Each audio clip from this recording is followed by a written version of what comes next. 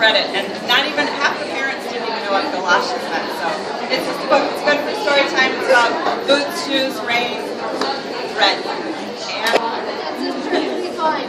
So instead of say describe the antique or and I asked the preschoolers something, they would say the most memorable one was pizza. Yes, we go pizza star.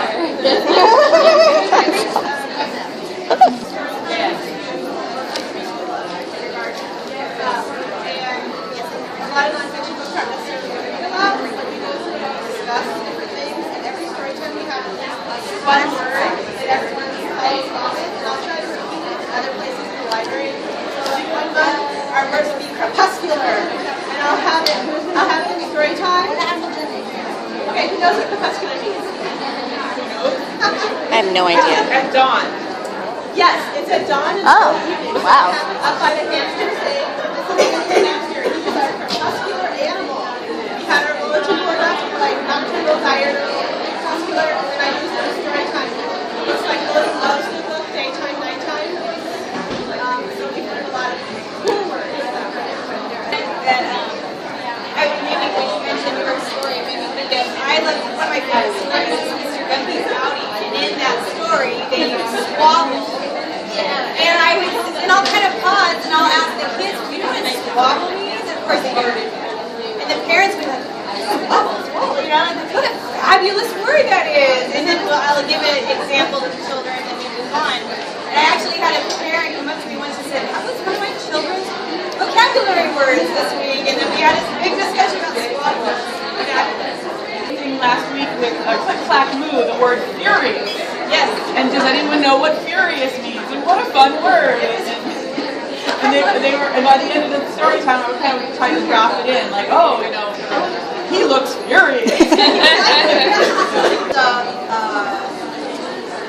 Wolf's Chicken Stew. My name's Kathy Wolf, so we do a lot of wolf stuff. And the first time I ever used it, I went through the whole thing, and I, and they were scrumptious. And the little boy said, what does that mean?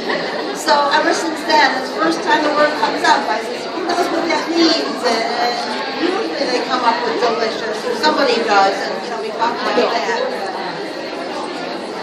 I use tech in my story time, so I have this app. It's alphabet, and this is one focus reader, and we use that one, and the words are hilarious. That's the words. Gigantic, scrumptious, Yodel. and all of these. I mean, the kids get to see the letters and touch the letters and everything, but then the little animals come and explain what the word means afterwards and act it out. So, gigantic characters. So not only are we telling them then what this word means, but they get to see it and I think Melissa left, but she shared this idea of doing rhyme time, but I call it, and so with my toddlers, every week we do rhyme time.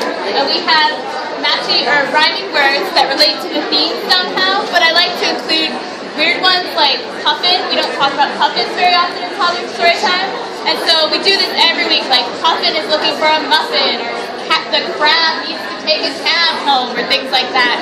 So we do that, and the kids have actually started to volunteer those words now in story time, so that's been awesome to see. But that's one way I use it with toddlers.